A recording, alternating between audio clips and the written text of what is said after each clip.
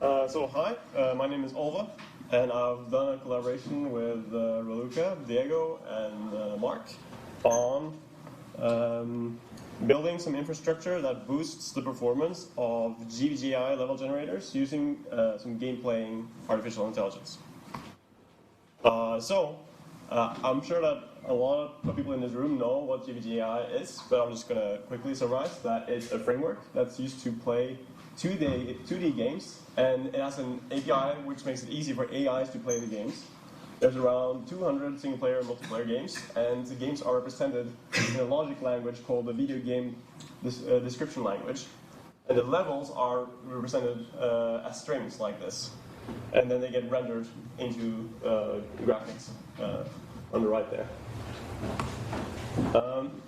So the level generation track is a competition track where the task is to generate a single game level for a game that you have not seen before. And you get 5 hours of computation time to do this.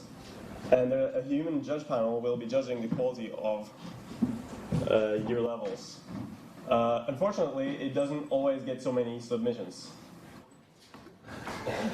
But, so wouldn't it be nice if we could lower the threshold to submitting anything to the competition, so we could get more contributions, more interaction, and at the same time take advantage of the variety of generators that do exist, because there are some already. And what if that same framework could also take advantage of future generators that will be made? What are we going to do with level generators? We are going to be boosting existing generators without changing anything on them. We are also going to be doing online optimization of parameters of generators, and we are going to be combining existing generators into more powerful generators. And we are aiming to do it in a way that's modular and accessible to anyone to use. So before I continue, I just want to talk a little bit about the unseen level generation problem and how to tackle it. So it's very hard to create a generator that creates a good level every time for any unseen game without testing it in any way, right? Just like constructively or randomly to generate something that's good out of the box. It's less hard though to create something that is good once in a while for most unseen games, or some unseen games, just by going by certain heuristics or certain implicit knowledge that you have about how video games work. Examples of this is the constructive and random generators that were provided with the generation track once it was launched. They're not doing that great of a job if you just pick any level that they made, but once in a while they come up with levels that are, kind of decent. And they are very fast. They create levels on a millisecond timescale, which is different from, for example, the genetic generator that uses a whole 5 hours to generate something before it outputs anything. So the question is, can we use kind of simple and very fast stochastic generators like this to get closer to solving this very hard problem? And one way to do that is if we know how to separate good levels from bad levels, and most of our levels are bad, but some of them are good. If only we could pick the good ones and return those, that might just increase the quality by a lot without having to use that much more compute time. But that is another hard problem, evaluating which levels are good and which levels are bad. There are other people who have been talking about this problem here at CoG, and it's obviously not just very straightforward. When we evaluate a level, we built an evaluation function for GVGI levels, and it's basically based on making an AI player playing the game and look at the gameplay and see, is it having fun playing this game? And there are several variations of this, and I will go into depth on the different factors of how we look at the quality of fun that it's having. And I'm using a general game-playing agent that was submitted to a single-player competition that is called YOLOBot, which is mixing Monte Carlo tree search with breadth-first search. It's looking at the situation. This is a situation where I have time to think, but I can use breadth-first search to solve puzzle-like scenarios. This is a situation where I have to fight or get out of a dangerous situation in order to not die very quickly. I use MC-Guess to solve those kinds of situations. So it's able to act cleverly and solve logic puzzles at the same time as it's able to shoot enemies and dodge bullets.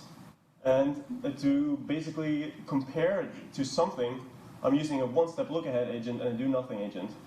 And those are only interesting because it's interesting to look at the difference between a really good, smart agent and something really stupid. And you will see why this is important. Because of some of our factors are based on this. So the 8 factors that I'm using in my evaluation function that I'm using to evaluate levels is the win factor, the score factor, danger, danger rate, interaction, unique interactions, length, and solvability. So the win and score factors are basically looking at how much better does a smart agent do compared to less smart agents. So it's kind of looking at the complexity or the difficulty of solving this level. How much intelligence does it require, or does it require intelligence at all? While the danger and danger rate is looking at any path, at any point in the path that you took to solve the level, how far are you away from taking damage or dying, and how much of the time is spent in this state of danger. This is about excitement, which a lot of us find important in video games. And the interactions factors are about how much are you interacting with your environment. You rather want to have interactions with your environment, and often you want to have as many different kinds of interactions as possible, not just doing the same interaction over and over again. And of course, you want the level to be non-trivially long. You want it to be more than a couple of frames long. You want to be able to play for a little bit before you succeed. So that's the length factor. And of course, it should be solvable. You should be able to win the level. So this is obviously noisy because we're relying on stochastic AI.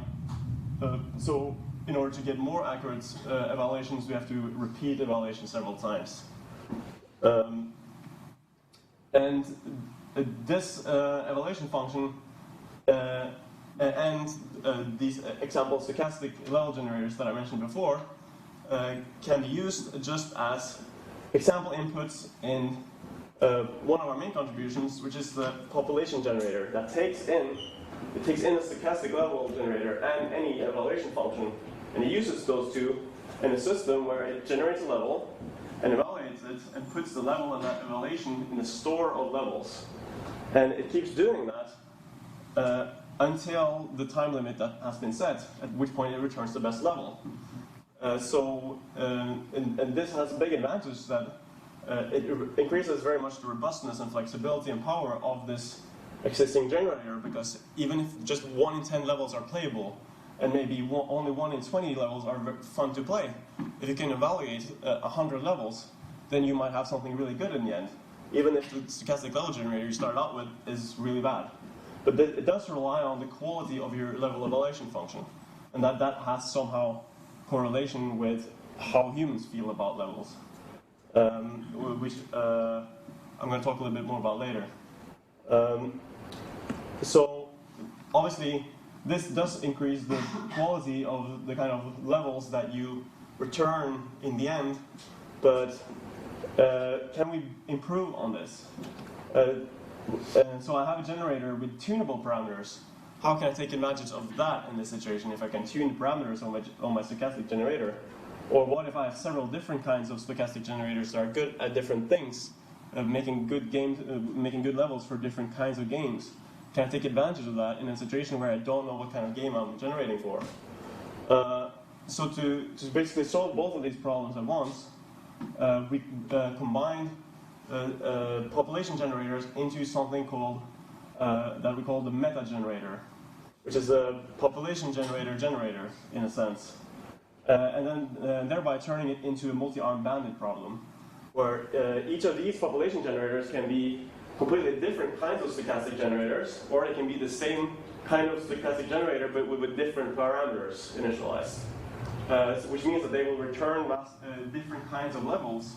So it might be that this creates a lot of good levels and this creates less good levels, and once you've kind of tried generating with all of them, you might realize that some of them are better, but you need to explore a little bit between them before you kind of settle on which are the best parameters or the best generators for this specific kind of game that you're generating for, which is where UCB selection, balancing exploitation and exploration of the quality of these generators, it comes in useful.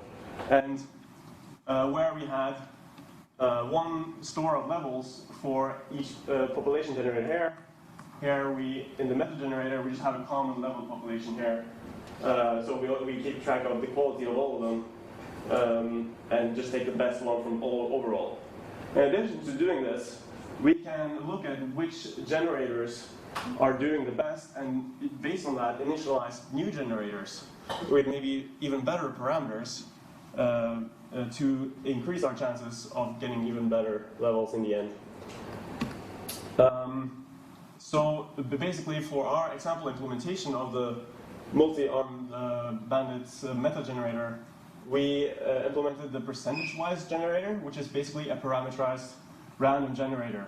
And the parameters are about, like, should I distribute tiles of a certain type around a certain point on the x-axis, or maybe a certain point on the y-axis. Maybe I want all the enemies at the top of the screen while I want all the power-ups at the bottom of the screen, things like that. Just like, can I distribute them with a certain standard deviation and things like that. And as an optimization algorithm for this part of initializing new generators, we implemented a genetic algorithm using like a best to many reproduction, where it takes the best generator so far and processes it over with some of the other generators picked using roulette wheel selection. So to kind of validate that the meta generator is actually doing better than the regular population generators that are just using random and constructed generators, we did some experiments running each 5 hours per game, per generator. We started just with 3 different games that were the ones that are mentioned in the paper, and then we did another 3 games just to see if the initial results held true for different games as well. So now I'm going to start by talking a little bit about the results that we see in the paper. And the game where we saw the best improvement was Snowman, where it seems that only the meta generator manages to find levels that are simple enough where the AI manages to find a solution. And if you can't find a solution, then it has very low fitness.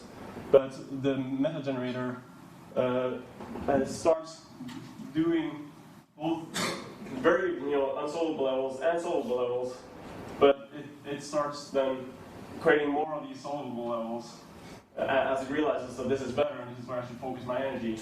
While the random constructed generators, they might be able to create solvable levels if they knew in which direction to go, but they just have these distributions that are very far away from the solvable space in this game. On Butterflies, which is a game where most levels actually are kind of playable and fun to play, we see that there's really not much of a big difference if you look at it from afar. But if we look up close, meta generator is actually dominating that as well, just by a smaller margin, because most levels are fun to play. And we see that these are the random constructed generators. They didn't figure out that these small levels are, actually not very fun to play. We want some more space, and the meta generator managed to figure that out and make the levels more interesting. On Freeway, none of the generators kind of knew the premise of Freeway, which is we're supposed to have cars in certain lines and stuff like that, so it all looks kind of random. But you see, in terms of gameplay, there's this minor advantage to the meta generator, which manages to kind of hone in on whatever seems the most fun to play for this specific evaluation function on this very chaotic version of Freeway. Manages to basically focus its energy on the right things there. And just to make sure that these results were not just because we were lucky with the games, we just picked another 3 games. And it's the same, meta always does better. even if it's just by little. Thank you. So the conclusion is that the meta generator does give an advantage. It does make sense to try lots of different parameters, and that gives an advantage over just the regular population generators. And it does, and because it adds to this robustness and flexibility that is inherent in the population generator, but it just boosts that. So what is the impact of this? If we can boost the performance of existing and future generators, I think this is going to enable better research level fitness functions, and evaluating the quality of stuff automatically is something that a lot of people are talking about. I think that's a really interesting research field, but to have a framework where you can plug different kind of fitness functions into the same generators and things like that, I think that's interesting. I think this enables that, and it makes it fair to compare really, really fast generators with the very slow ones, because both of them will then manage to use their time well. And I hope that it will stimulate more submissions, that people get access to this, and it will enable them to just like have these crazy ideas for level generators, and then can just pop it in with others and see if, okay, is this actually more interesting for this kind of levels, or what kind of levels, what kind of games does my generator tend to be the one that's picked by the UCB algorithm in the end, and things like that. So I'm currently working on human calibration of the fitness factors, validating how well these fitness factors that I picked in my fitness function actually correlate with human enjoyment, and to pick a better generator parameter search algorithm, because I just implemented some simple evolutionary algorithm. That's not necessarily the most powerful one, so I was thinking about using a tuple banded evolutionary algorithm, which is something that our research group is very good at. Yes, main takeaways. It's now easier to bootstrap and optimize and combine your GFGA level generators. Go and do it. It's improving performance of existing generators, and there's probably much more performance to be gained there. And thank you for everything, and thank you for your attention.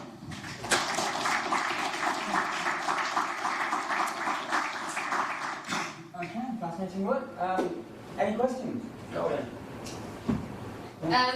Regarding the thing you said at the end about finding out which generators work well for any levels, for specific types of levels, have you seen already some patterns in your experiments? Like when random search did decently, for example, or like?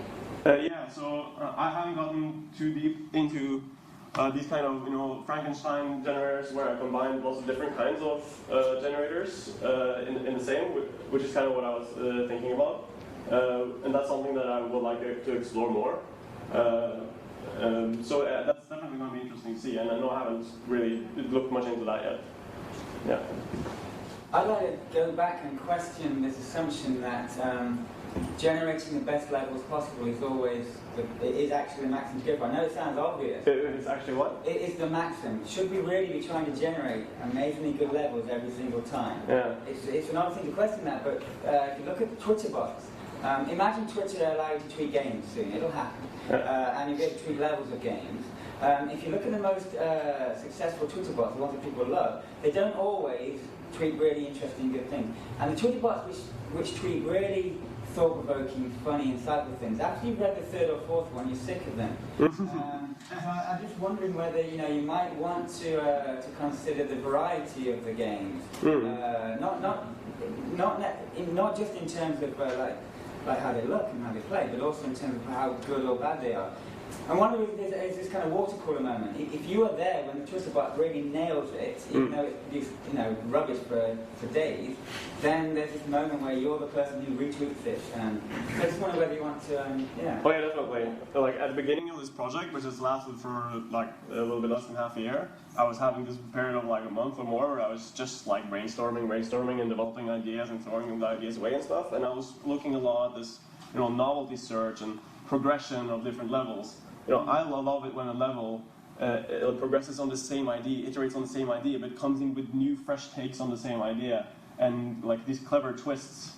So I want to see things that are similar but different, and turns ideas on its head and stuff like that. And I do really think that novelty search-based approaches is the way to do that. but that's something that when you have this population-based generators where you have a population of levels, you can implement an evaluation function for levels that take that into account. At least I don't think that would be a problem with my framework, and I would love to see that done. Okay. So I haven't published my GitHub repo yet. Unfortunately, I really wish I had done that, but I'm just like a couple of steps away from having the code exactly where I want to have it before it's published. Okay. But yeah. Last question from Simon now. Yep. I think it's got to be fairly quick, isn't it, right? We just started a bit late, so... Oh, okay. Yeah. Good. So I think it's really, really nice work, and I think it just highlights how interesting the competition is as well.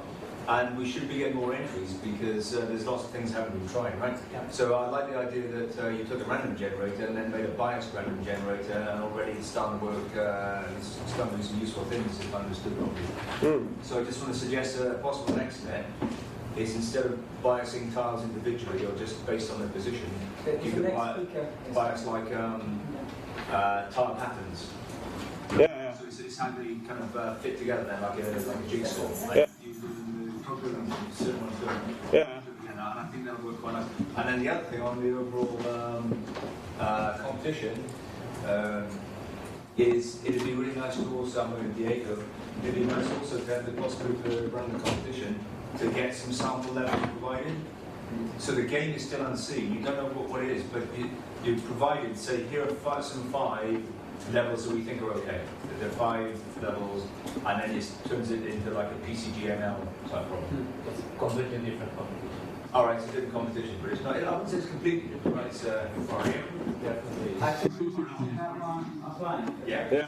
Let's do it. Again, machine learning is involved, then try not to very quickly. Thank you. Are you going to use that one? Yeah. So now we just gotta do this and this. And this yeah.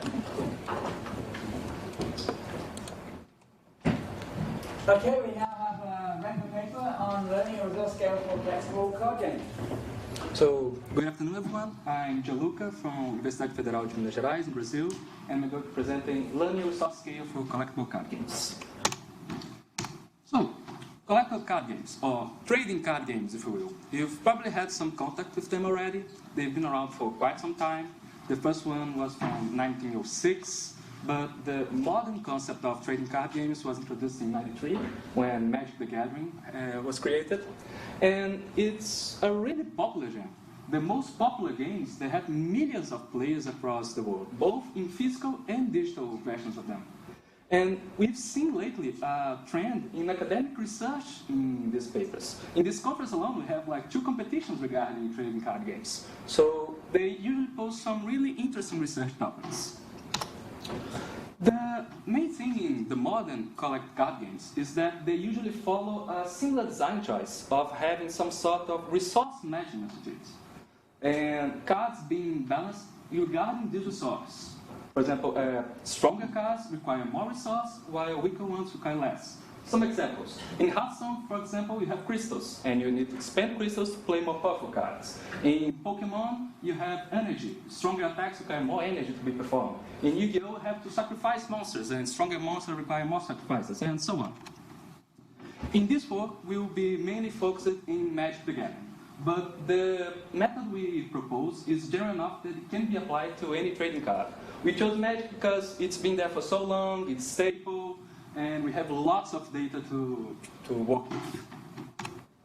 So I'm going to talk a little fast about how is a Magic card in order for you guys to understand what the features of our model is. So I'm going to jump mana cost, I'm going to go back at layer, and I'm going to start at the card name and go counterclockwise. So every card has a name and an art, and it's there to be easily distinguishable by players. Then there's the card type, which tells us what specific set of rules a certain card follows. For example, a land card is the one that generates resources, generates mana costs, or generates mana. And mana is the main resource used in Magic to play other cards. There's also the text box, which tells us what special abilities this card has. For example, for the Paragon of His Defiance, when this card's on the field, all the red features you control are stronger. There's all the power and toughness. This is specific to creature type cards. The power tells us how much damage this card deals, and the toughness how much damage it can take before it's being destroyed. Then there's the expansion symbol. This one tells us a lot about the card. The color tells us the rarity of the card. In this case, because it's like a silver thing, it means that it's an uncommon card. And the symbol itself tells us which card does this expansion set belong to. In the case, this M15 thing tells us that it's from the Magic Card set of 2015. And finally, there's the mana cost. You can see that there's like a red flaming thing and a number. The red flaming thing tells us that this card requires 1 red mana to be played. And the number 3 tells us that in addition to this red mana, it needs 3 other mana of any color in order for the card to play. So overall, it needs 4 mana in order for it to play this card. This value, this 4, is called the converted mana cost. And our analysis is based on this value. Now I'm going to tell you guys a little story. I have 2 friends that are really into Magic. One of them is more of a casual player. He built a deck a couple years ago, and he hasn't really fiddled with his deck much. And the other is a collector. He's actually kind of a power gamer. So he really tries to get the best cards, the optimal effects, get everything to combo together nicely. And one day they were playing a match. And my casual friend played this card, which is called Cancel. It's quite the staple cards, many decks have them. But my collector friend criticized him. She said, well, why don't you use this other card? Because they are basically the same. They have the exact same mana cost. They both are instant cards. But the second one does slightly beat more than the first one. So it completely overshadows the first card. And I asked him, well, is this a common thing in Magic? Are there more instances like that? And he said, yeah, it's actually quite common. In this case, for example, the first card doesn't even have an ability text. And there's also cases like this, where cards are virtually the same. They are sorcery, red cards, they have the exact same effect, but one of them costs 4 mana, while the other card is 3. So to me, this is kind of a balancing issue, because it leads to problems like what happened with my friend. If he wants to be competitive in the game, he's obliged to choose a specific set of cards to play in his deck. And it's also a problem for designers, because if one of the cards is not actually seen in real play, then there's a lot of wasted effort in there from the design team. But before we even try to attempt to tackle what is balanced and what is unbalanced, we need to know what is appropriate. In the case of the last slide, what is appropriate for a card of that kind? Is it costing 3 mana? Is it costing 4 mana? Is it neither? How do we go on about it? We have to consider many things like all the different effects that a card may have. We also have to take in consideration the card's type, the card's color, and there are also nearly 20,000 released Magic cards. So in order to ask for a human to tackle this task, it's actually quite challenging. But we just might be able to come up with a solution if we use machine learning. And just to exemplify what I was talking about, I used the Gaina, which is a search engine hosted by the owners of Magic. And then I tried to search there for blue instant cards that have the exact text counter target spell. What means is like variables of this card. And I found nearly 200 matches. So it's quite challenging for a human to deal with this. So, our proposed approach. We model the problem as a classification task, whereas the input to our model are all the features in a card. And we want to classify them based on the mana cost labeled in the card. However, one of the most important features of a card is its text. And we can't just feed the text as it is to a machine learning model. So we propose learning a vector representation of a card's text. How we go on about it is, first we train our word embeddings models using all the words contained in all the 20,000 Magic cards, barring some stop words, and then feed it to an LSTM. We train this LSTM in order to try to predict the mana cost of a card given only the card's text. Although this is important, this is not the goal in this step. What we're aiming to do here is only get a vector representation of a card's text. Well, how we can go on about this is if we get the output of the penultimate layer of the network, the one right before the classifier, we are able to get a vector representation of card's text, and we already have some sort of bias inserted into it regarding the actual card's mana cost, which is a desirable feature. Okay, now that we have this vector representation, we can just join it with all the remaining features of a card, and we're good to go. Except we actually not, because in Magic there are many features where are either categorical or list features. For example, the printings of a card. There are so many possible printings that when we one hot or many hot encode them, we get a really sparse vector. So what we propose here is, well, instead of simply one hot encoding or many hot encoding this feature, why don't we try a graph-based approach to compress it? How we go on about it? So here's an example. Cards that are clustered together are simply the same different printings of the same card. For example, these three cards over here, they are exactly the same card, but one was printed in the Plain Chase edition, one is 5th edition, while another is 4th edition. I'm going to color these cards according to which printing editions they belong to. And then I can draw edges between cards that share the same printing. In this case, the blue cards are the ones that belong to the Plain Chase, the red ones belong to the 5th edition, and the yellow ones belong to the 4th editions. And then when I collapse this, in order to have only one copy of each card, I have this little graph that tells me all the relationships between cards given the feature that I'm trying to compress. Now I can run a skipgram-like algorithm, and I can get the node embeddings that belong to this node. What I do is I hide one node from the graph, and then I try to predict it from the remaining nodes. Okay, so our experiments. In the paper, we try to answer the 6 questions, but in this presentation, I'm going to focus on the 3, which I think they are the main ones. The first one is, well, we propose using an LSTM to get a representation of the text, but why didn't I use an end-to-end network to try to solve everything together? We're going to see why this is not such a good idea. Also, what's the impact of doing trying to compress these sparse features? And finally, what is the impact of trying to abstaining from giving some predictions, given that there might be some uncertainty in the model? Here we have a lot of things in this table, so I'm going to talk about them a little bit by bit. First, the columns. In the columns, we have the presence and the absence of the node embeddings approach that I mentioned before, and you can see that it increases the performance overall across the board. So there's not that much to talk about it. Node embeddings was great, allow the model to really focus on the important parts of the input. Then talk about in the rows, block by block.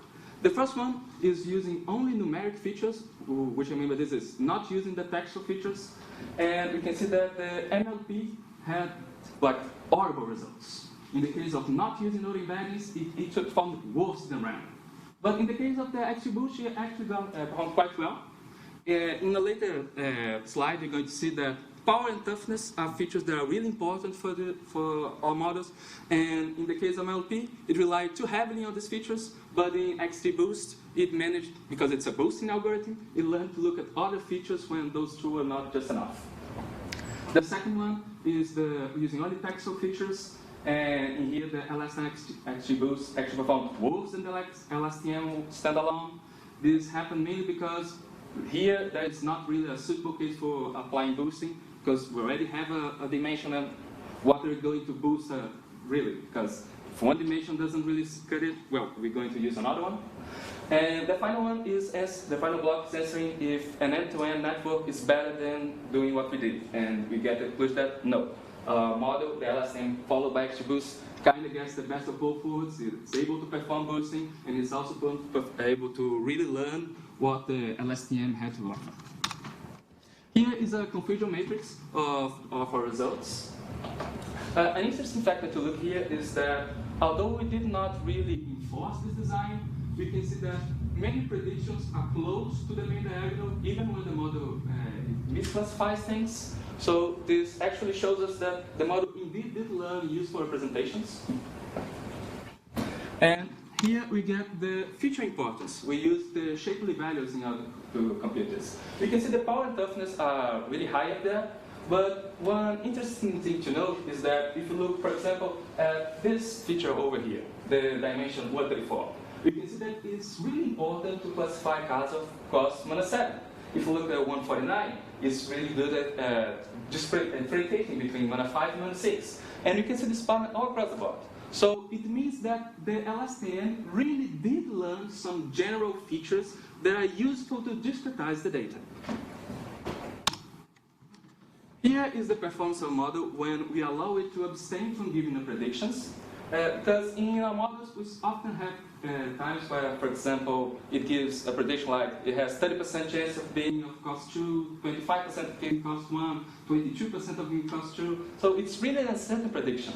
And it's actually the perfect point for a human designer to step into this. Because he can look at this probability distribution and he can make a decision based on it and based on what his intent for a new card is of how much it's going to really cost. But looking at only the case where the model is really certain, we can see that, it performs really well, reaching a micro accuracy of 0.9 and a micro accuracy of 0.8. So, conclusion, some closing thoughts. In this work, we propose a novel approach to dealing with the test recommending cost for measure together. This is a novel approach.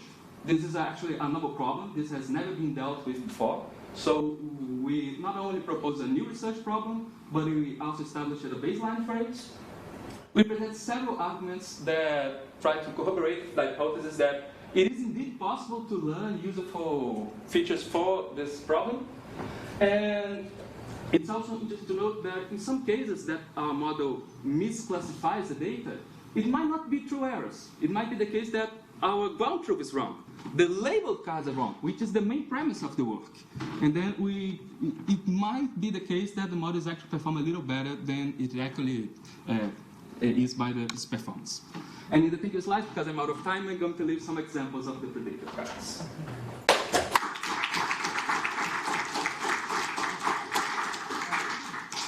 Deep learning being used in interesting ways. Any questions? I wanted to ask about the features you extract by using the... We've done this trick of getting rid of the classifier layer of your model and looking at the number one. Yeah. And basically machine vision for artistic images. Yeah. But we also wanted to know, to some extent, what these features mean. I mean, it's not always obvious. But you can do kind of principal component analysis, you can tweak the inputs to see what the outputs are. Would that be of any use? Because it feels like if you're educating designers or you're helping designers, then something more explainable would be useful. Do you think that might Yeah, it is actually really useful. Actually, what we're trying to do right now is to follow the gradient descent algorithm in order to really get which words are actually related to each dimension. So actually working a little bit in this right now. Right. We might be able to come to CoG next year presenting this. Don't know. Okay, I'll watch this thing. Any further questions? Yeah. So, I don't think it's directly related to the work or the problem that you were solving here, but I was wondering, like, you know, in the sort of the word embedding type work, one of the interesting things there is that you can get at some semantic meaning of the words from the vectors. And I wonder, is there some notion of sort of like a semantics that are in meaning? Like, is there a notion of a card embedding that is like semantic meaning of that card and I study the relationship between Well, we didn't really look into this, but certainly I feel that not really looking at the word embeddings, but maybe at the output of the LSTM layer, this might give really good insight between what one card is related to the other. We might be able to cluster together similar cards. We might be able to maybe plot a PSME of the cards to get what card is similar to what. So I think that's a really interesting approach. I'm going to look at it. Yeah. When you say the prediction is based entirely on the card text, does that include the power level and the unit type? No, because in this guy, both of these are using everything that is not the text. Yeah. This is using only the text, only what the special ability is. Okay. Not using creature type, power, etc. Only the special ability. Yeah. And over here is using everything. Okay. Okay. Okay, thank you very much.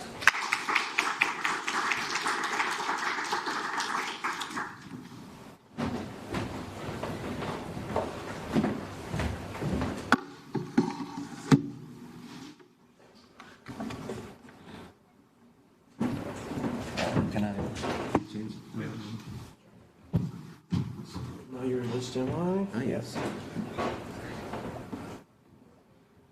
The wave function collapse, very popular, very interesting, especially now group actually. Right. Okay, so the third method is automatic generation of game content using a graph-based wave function collapse algorithm. Okay, hi. Today I'm going to present a short paper called Automatic Generation of Game Contents using graph-based wave function collapse algorithm in CoG 19 here. On the last day of the conference, I'm very grateful, so many of you are here. So let's get started. I can skip this part. Okay, the table of contents is as follows. After leaving the original WFC, we will look at the characteristics of the graph-based WFC proposed in this paper and examine our experiments and future work. The WFC algorithm is a content creation algorithm built on image synthesis problem. The basic principle is to divide the input image into 1 by 1 to 2 by 2, 3 by 3 tiles and then rearrange it to create a new content. The WFC algorithm has been used not only in theory but also in commercial games. Here's an example of two games where WFC is used as the game's core algorithm. Left is Caves of Code is a 2D roguelike game, and right is the Veloso is a light real-time strategy simulation game utilizing 3D space. And there are also some games that use WFC for decorative purpose. After the initial release of WFC, several developers introduced many demos, especially on Twitter. In this demonstration of Andy Wallace, as you can see on the left, the input will be a 12 by 9 tile map. And the output can be of any size, and you can see that the left tile collection is maintained in the output. A developer named Marian created a WFC demo in 3D space. This latest demo generated both the exterior and interior of the building using WFC. At this time, the basic units of WFC become 3D meshes that can be connected to each other.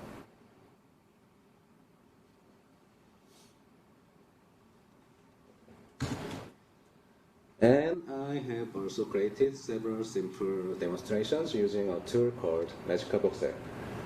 Here, tiles made of many boxes become the unit of combination. It contains 44 tiles, including those representing empty spaces. Each tile is 5 by 5 by 5 boxer size. However, there is one thing in common between the game and the demo that I have just shown, other than the fact that they both use WFC. It is that they are working on a regular grid. A regular grid is a set of geometric shapes that are juxtaposed and parallel to each other in an n-dimensional Euclidean plane. Images can be, for example, rectangular grid, triangular grid, hexagonal grid, and so on. When you apply graph theory to a grid, you can say rectangles, triangles, and hexagons are nodes. However, this regular grid has one feature. That is, the number of neighbors on each node is the same. In a grid, usually the neighbor of each node is defined as the node sharing the edges. When we draw edges connecting the nodes following the graph theory, it will be as the picture shows. A rectangular grid has 4 neighbors, 3 neighbors in triangular grid, and 6 neighbors in hexagonal grid. If we extend this relationship to neighboring nodes, the number of neighbors is the same. In addition to a regular grid, there are various structures in graph. Structures can vary, and they do not have to have exactly same number of neighbors. But can we handle these graphs in WFC? Let me return to the original WFC for an explanation on this part. WFC has two key variables. The first one is propagator. Information about the proximity between each tile in the WFC is stored in the propagator variable. The figure is a visualization of a propagator made of a Lode tile set using 7 tiles. Propagator is a 3-dimensional array. The first dimension is the number of all tiles. There are 7 here. The second dimension is the number of directions in the grid. Because the Lode tile set is a rectangular grid, it has 4 directions of left, up, right, and down, and neighboring tiles can be attached in this direction. The maximum number of connectable tiles is equal to the number of all tiles. As you can see in the figure, the number of tiles that can be connected depends on each tile and direction. The other variable is compatible. Compatible is the maximum number of neighboring tiles that can be attached to each tile in each grid, each direction. This is also a 3D array because it is a managed value for each node. The first dimension is the number of all nodes, and the second dimension is the number of all tiles, and the third dimension is the number of directions on the grid. The blue on the right is the compatible visualization. The more tiles are placed, the more zeros a compatible value will include. Then the blue color changes to gray. And WFC is a greedy algorithm. The original implementation, if it fails, will restart from the beginning, but many later implementations have added backtracking for computational efficiency. In summary, the original WFC operates on a regular grid, taking into the direction of 2 important variables, propagator and compatible. Though it's a greedy algorithm, it uses backtracking for computational efficiency. And now, in this paper, graph-based WFC is a general graph extension of WFC. Of course, this general term includes some limitations. One edge must connect to different nodes, and 2 nodes are connected only through one unique edge. That is, connecting 2 or more edges to 2 identical nodes is not allowed. And finally, all edges are undirected. The figure shows the 3 grids and 1 neighbor node of some arbitrary node. The leftmost is a rectangular grid, and the number of neighbors is 4. The middle is the grid used in the Sudoku game, where the neighbor is a node that cannot have the same number. The number of the yellow nodes is 20. And the last, right, is an irregular grid consisting of Voronoi cells. There is no limit to the number of neighbors, and it can vary. Graph-based WFC works on all 3 grids. Okay. In original WFC, direction was taken into account, but graph-based WFC uses undirected edges, so direction cannot be considered. Therefore, while propagator and compatible are still used, 3D array becomes 2D array. As a result, memory usage is reduced. However, while memory usage is reduced, there are fewer connections that do not exist in the propagator. This is called a propagator conflict. Before I came here, I showed this to Maxim Gumin, the author of WFC. As I talked to the originals, the concept has become more clear to me. In summary, conflict occurs when the compatible of all tiles on a node is 0, and the propagator conflict occurs when non-existing connections appear in the propagator. The propagate conflict should be treated as a failure because it can create a different result than the intention of the content.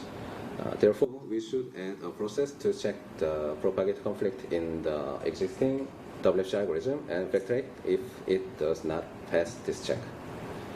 Original WFC does not need this process because they include information of directions. And the remaining processes in graph-based WFC are identical to original WFC. To summarize, graph-based WFC is a WFC in a typical graph. And in order to prevent unintended output, we should add a checking process for propagator conflict. Now let me explain the 3 experiments proposed in the paper. The first experiment is Doku, one of the base problems of the constraint satisfaction problem. It was chosen as the first experimental subject because it can be expressed easily and simple rules and graph structure. Doku can be defined as a graph where the neighbor of one node is 20 nodes, including horizontal and vertical lines and a small 3x3 grid. When a number is placed on a node, the same number as the number that cannot be placed in the neighborhood. On the left is the graph-based WFC, and the middle and the right are also graph-based WFC, but the value constraints that limit the initial value of the particular node. In all 3 cases, we can see that the algorithm correctly finds the answer. The second experiment is a 4-color theorem. This is also one of the base problems of CSP. However, the question was whether the problem could be solved by using Voronoi grid with a value number of neighbors instead of Seongtaek grid, which had 20 neighbors. Thank you. The propagator on the left is a form in which each node can be connected to a different color than its own color. In fact, this restriction is almost identical to that of Doku. As you can see, it works well in Voronoi grid, but however, there still are performance issues. When there are many nodes, it is not impossible to find the solution, but it takes long. The third and final experiment is to place nodes on the navigation mesh and place content tiles on top of them. Here we have specified a probability constraint that allows you to specify the probability of appearance of each content tile. Initially, all tiles are selected with the same probability, and then followed by a probability constraint to artificially adjust the probability of each node coming up, like red and yellow, and followed by blue. Okay, lastly, let me talk about future works. Now, the performance of this algorithm has some notable flaws, so it needs to be improved. And graph-based WFC solves safety problems where the order of the solution is not a concern. We are working to expand the safety problem, such as liver cross puzzle, where the order of the solution is important. Finally, the graph structure can be applied to a dungeon-like structure to contain the content of algorithm. I tried this on a regular grid, but if we do this on a regular graph, we'll be able to make more diverse game contents. Thank you for listening so far.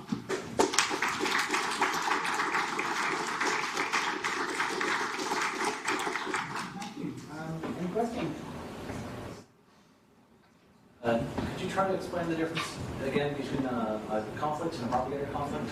Like the question that was asked on Twitter by Maxine? Yeah. Can you try to explain the answer again now? Well, I still don't understand it. Really? Sorry, because it was too fast. So propagate conflict occurs when non-existing connections appear in the propagator, like this situation, because the yellow nodes cannot be connected together, but there is some propagate conflict in this result. Oh, and then what is the normal conflict then? Yes, this is conflict, but I named this so propagate conflict because it is not in the propagator, but it is showed the result in the result. the conflict when you can't solve all the constraints, so you can't put the patterns in there. Is that a normal conflict? Yeah, sure. I think it's like just when you can't generate like other thing. I'll have to look at that later. Never mind. Well, Okay. look at the papers, though, you could answer. Sorry. Have you tested against traditional techniques for solving things like Sudoku? Because Sudoku is fantastically easy for a constraint solver to solve, milliseconds. But did you do a comparison study of the speed, or was it more these are illustrating the abilities of wavelengths and collapse? Yeah, sure. Yes. Are they competitive is the question. Competitive? Competitive, are they competitive with other techniques in AI? Like GAN or... Well, I mean, for Sudoku, constraint solving is the most obvious way. Yes. Like a traditional algorithm. Yes. This is some kind of answer set programming. And in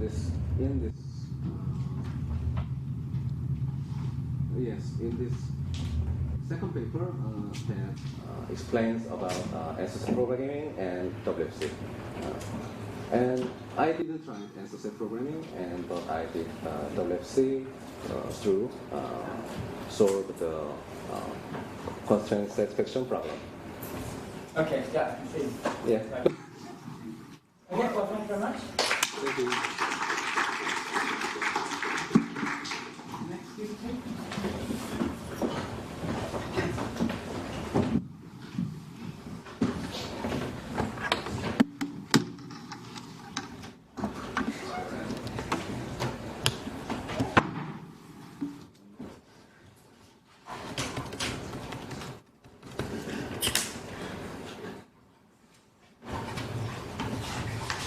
Okay, I'm going to hear about PlayMapper, illuminating design spaces for platform games.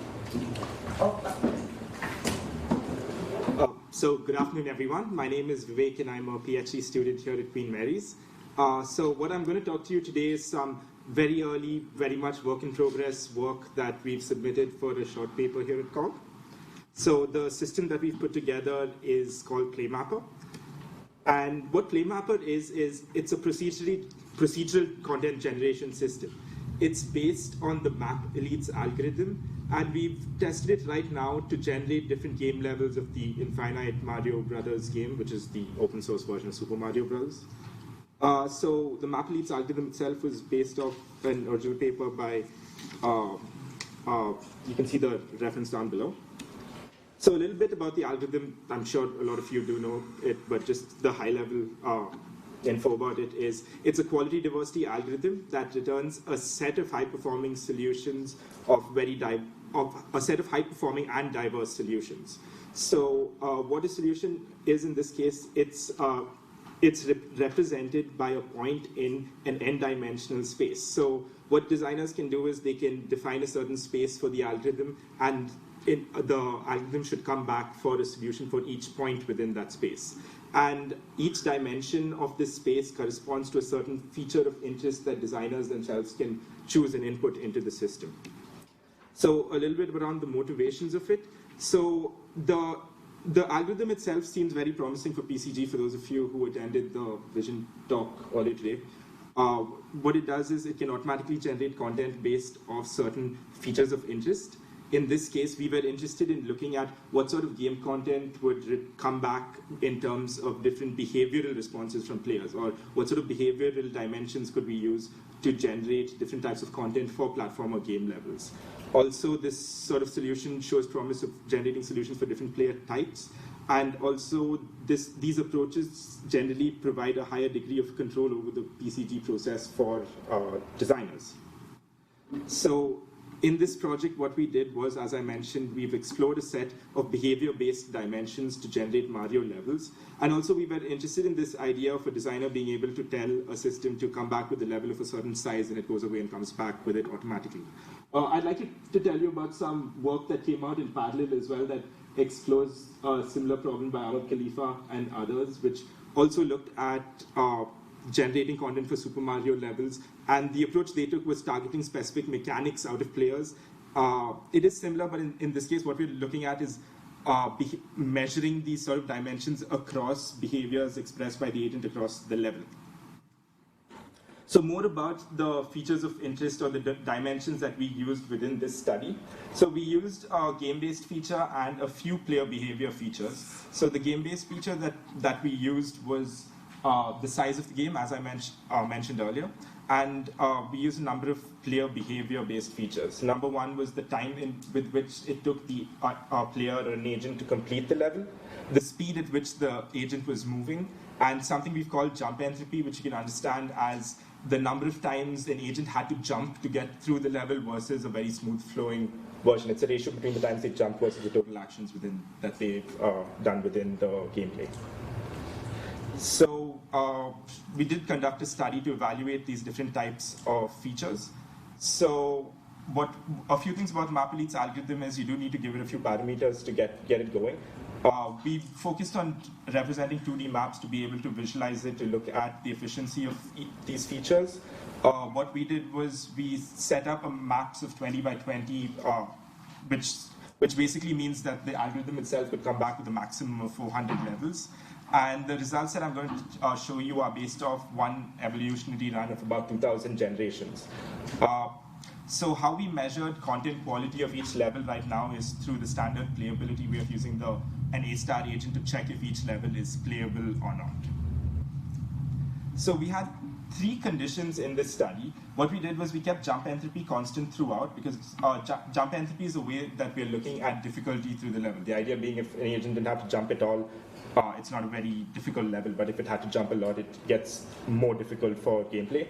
And we spread the remaining 3 features across 3 different conditions. There was a size condition, which was generating a 2D map with size versus jump entropy. There was a time condition, which was generating a map of the time feature versus jump entropy, and very similarly, there was a speed condition, which was looking at speed versus jump entropy. We've also defined 2 evaluation metrics, or ways of being able to evaluate the performance of each condition. So these metrics have been adapted from the original Map Elites paper. And the first one is coverage, or to what extent the algorithm can cover this empty map that you've given it at the beginning of the run. And reliability, or in other words, to what extent are the levels that you get at the end of the run actually playable or not. So here are the results from the run. So what we can see is the coverage on this side, where the time condition seems to cover the space the best, with the speed condition coming in second, and finally the size condition. And on the other hand, we have reliability on the playable levels that actually came out of it, where the size condition seems to do fairly well, with the time and the speed conditions coming in next. So speed has so far shown that it can both cover the space and come back with reliable levels, but we're sort of actively working to validate this finding with additional runs. And here's a look at the levels itself that came out of it. So right now they don't look very human designed, and when you look at all the levels, they do tend to have similar level aesthetics between conditions. However, in the same condition, the aesthetic stays fairly constant. In fact, it doesn't sort of produce very different level aesthetics within each condition. So what did we find out? Basically, yes, the quality diversity algorithms does show some amount of potential over control of the PCG process. This was seen where we did witness a spectrum of changes between as you go across axes of the map. Especially the easiest example was size, where it does tend to come back with smaller and larger levels depending on depending on the range which you've given it. And secondly, the current implementation of PlayMapper does have a lot of limitations right now. So, like I said, the levels don't look human designed, number one. Number two, the A-star agent itself is not very indicative of real human behavior, like how human beings would actually play these levels. It's sort of a measure of playability right now, but we're looking to explore other ways where we can have more human-like behavior being explored using this approach. And also there was a lot of redundant placement of platforms and items. So you can actually see this where you have a coin up there, and although a player is incentivized to collect the coin, there's no sort of affordance for it to actually get these coins. So we also need to look at a couple of ways of fixing these sort of redundancies with the output of the level itself, which sort of maps to the future work that we're currently looking at. So number one, we're looking at ways on different types of features that could be used for a platform game scenario, because this initial pilot work has seemed to indicate that the features that you use are highly dependent on the quality of content that this algorithm can return. But right now we're sort of looking at other features that we can sort of input into the algorithm to come back with more interesting content. Finally, we want to confirm the reliability of these findings with additional runs, which actually has completed. We sort of need to look at the results right now to look at if they are in parallel or not. I mean, they confirm these findings or not. Then looking at techniques to fix the visual aesthetic of the level, which the paper that I told you about, the work that came out in parallel does look at a couple of approaches using the entropy of the level itself to fix certain issues with the noisiness of each level. And finally, like I mentioned, we want to investigate the impact of different types of playing styles on the levels that can be outputted by this agent. So using agents that can potentially play more like human beings, or different types of players to come back with levels that are more in tune for those specific agents itself. Yes, and thank you for listening. Any questions?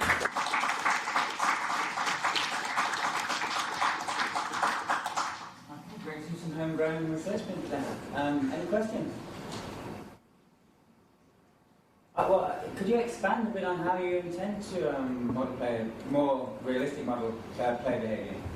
So, generally this sort of, the evaluation of these is generally done through agent-based gameplay. So what you'd need is agents that actually mimic the behavior of these human beings better, either through some sort of imitation learning approach of different types of players, to have agents that reliably play like those players, and that would be a potential way of being able to design content that was more in tune for different types of players. I wonder whether you have any more specifics about how you're going to do that learning. You get people to play. Yes. And then engage with them. Exactly.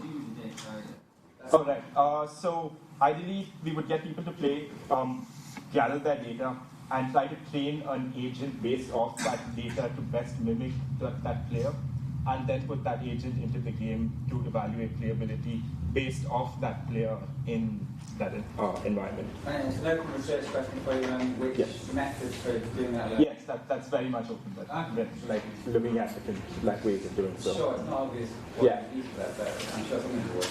Yeah. Okay, any further questions? Yeah. So just in terms of levels you got, I feel like just having a better encoding could help. Yes. Because like, you do the exact same thing, but change the encoding of the levels, and you'll get more. You might get stuff more in line with what you want. Now, of course, the encoding both constrains and it helps you and it constrains you. So, I mean, if you want to have more diversity, maybe you have to allow more weird stuff to be there. But if you're not getting any content, you have to constrain it a bit more. Yes, I completely agree. So the two ways that we sort of been looking at tackling the noisiness of each level was, number one, using a more indirect encoding. Right now it's like a very tight sprite-based encoding to a text file, then that is your representation for PlayMapper to actually take it forward. But you could use something like more grammars and things like that define like portions of the level, and that put it in, that would be actually quite feasible as well. But it is the diversity trade-off, because you want diversity, but you also constrain certain patches to be non-diverse by nature, because you're using like indirect encodings. Okay, thanks very much.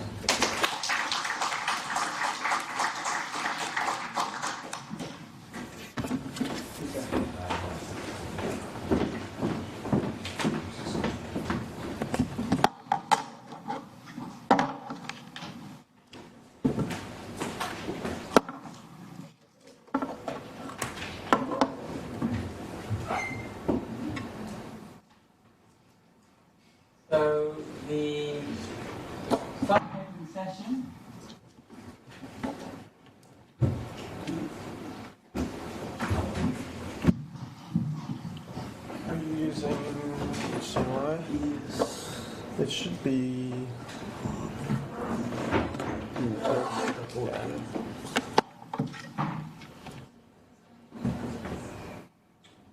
Hang on, here we go. We'll be on.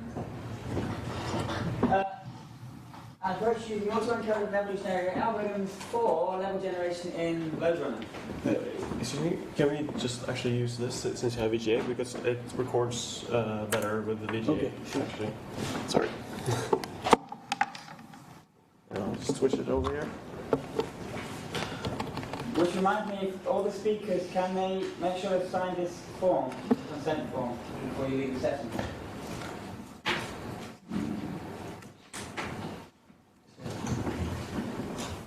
Yeah, I'm missing one. Is it? Oh, it's not for some reason. Oh, that's strange. Disconnected. Okay, then we just switch back to HTML. I'm sorry. Probably not going to be recorded, actually. Some issue with team connected. Yeah.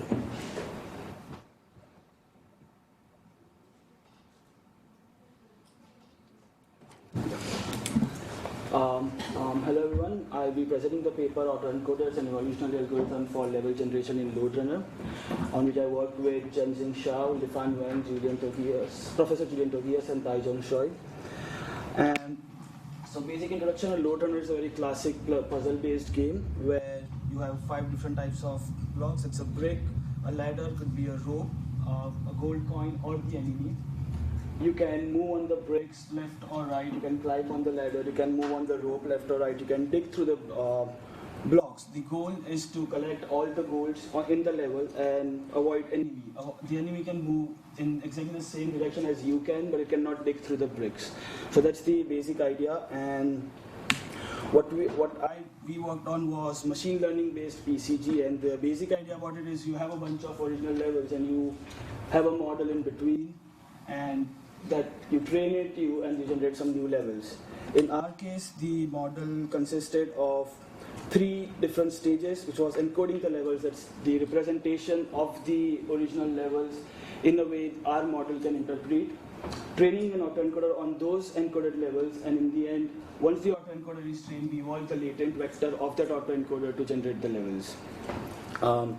So those are encoding levels. So string encoding is a pretty common way of encoding the levels and has been used extensively in previous works. So we tried using this, but we were not able to establish any connection between the different types of blocks of the levels. So from the string representation, we moved on to designing a multi-channel binary encoding, which was not actually used in any of the previous works. So how this works is we have 5 different channels. Each channel represents either a block, either bricks, either ladders, ropes, gold, or enemies. So here we have an example, visualization of two channels for the particular level on the screen. That's the bricks and the ladders.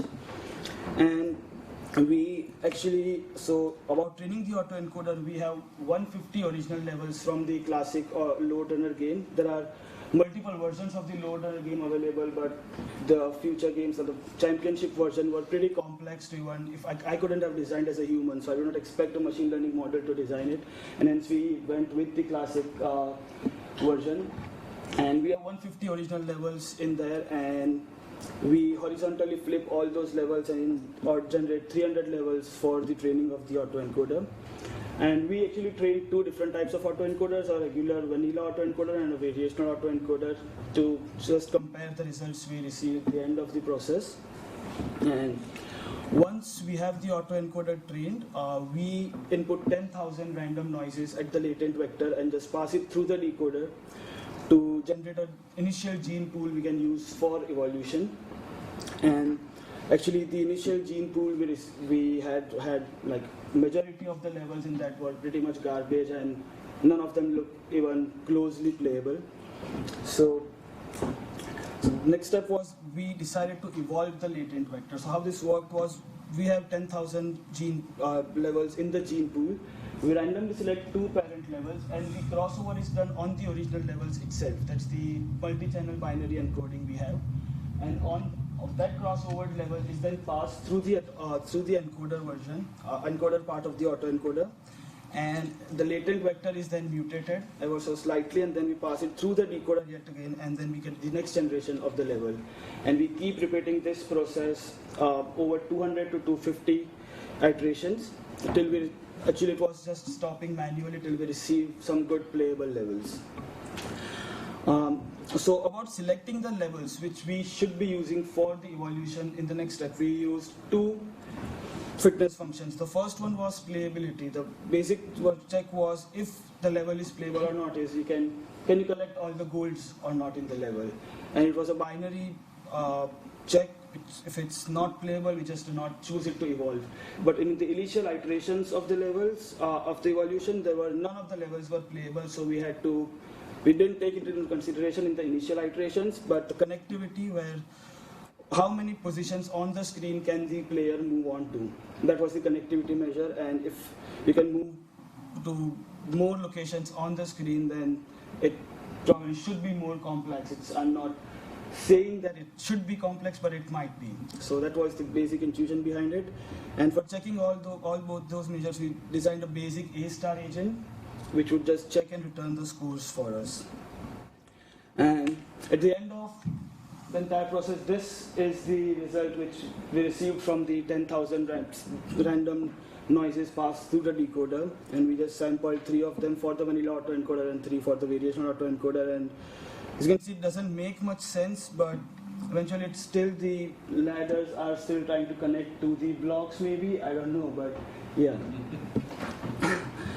But after evolution, we received some really clean results in the end. If you see, it might not be necessarily very enjoyable to play as designed by a human, but they are at least playable and they look pretty good.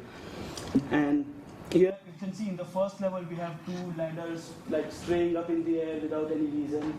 And somewhere here, this block, you cannot use this ladder at all. It's useless over there, and there are some reasons that might be, we don't really know why, but yeah.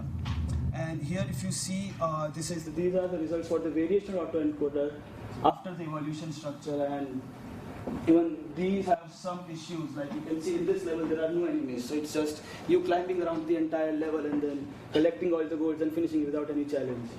But as you can see, the variational autoencoder generated much more complex levels than the vanilla autoencoder, and we don't have the hypothesis, so this could be a part of the future work to examine why we had such a behavior between 2 autoencoders. And so the major issue with machine learning based PCG is you might have the new generated levels might be very similar to the original levels you used. And so we compared, in the end we generated 330 levels at the end of evolution for both the autoencoders. And we ran a similarity check, and so each generated level is then compared to each of the original levels, and whatever is the maximum similarity between those comparisons is considered for that particular generated level. And we do this for all the levels, and if you see, the mean similarity is quite similar for variation and vanilla, it's around 25 to 20 and 27%. And number of levels, about 30% of similarity. That's 73 out of 330 was over 30% similar to the original for variational. However, only 3 out of 330 were more than 50% similar. That I believe is a good result for what we were trying to achieve. And however, vanilla had over 10% of the new levels were more than 50% similar. So yeah, I'm not sure. And so future work is, we use a multi-channel binary encoding. That's a pretty sparse representation of the level here. And we had 300 levels in the dataset, but would it actually work with smaller datasets as well, such as Super Mario Bros. Has only 22 underground levels.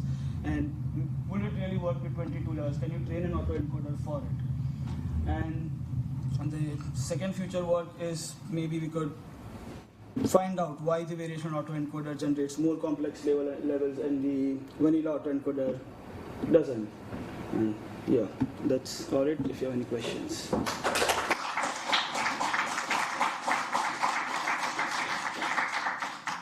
Okay, very well. Very good results. Yes. How did you come up with the design choice of doing crossover in the phenotype space instead of the genotype space? It was a mistake when we were doing the experiment. We implemented it in the wrong way and then we achieved the result. So we actually didn't have the time to fix it in the end and do the crossover in the latent vector, but we got the results with crossover in the original levels. Do you think it would change much? No, we didn't have the time to change the entire thing, so that could be part of future work as well, to implement the crossover in the latent vectors. Well, I need to ask you, do you think it would change much? Or do you think either implementation is about the same? I think it might not work actually, I think, because when we do the crossover in the original levels, it might be breaking the levels up, and the autoencoder might also be working as a repairing autoencoder and might be repairing those broken levels and increasing more complexity and novelty to the levels in the end. So, yeah. In the previous slide, can you give us a hint? Your best feeling for what's this difference between the vanilla and the variation? No, I don't have any hypothesis. No, no, we haven't time to think about it. So. Can you try? I don't know. Maybe I have a copy then now. People like Sebastian Rissi and colleagues have done user-driven crossover of latent space vectors, and then you see the results. Do you think, can you imagine a design tool where the automatic approach produces, a series of 20 or 30 good-looking levels, and then the designer comes and crosses over pairs of them and carries on in that way in order to kind of tweak the final design?